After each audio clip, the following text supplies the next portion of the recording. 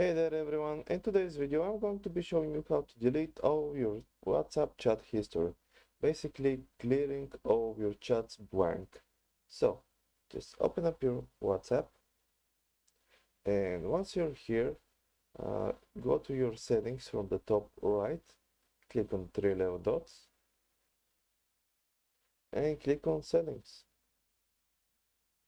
Once you're here, click on chats, scroll down and click on chat history. Then what you want to do is clear all chats. So what this does is remove all the chat conversations. You can take also to remove the media sent in those. If you want to remove only the text, leave the media unchecked. And if you want to remove the star messages, click that unless you want it. Then leave it unchecked as well, and just click clear chats.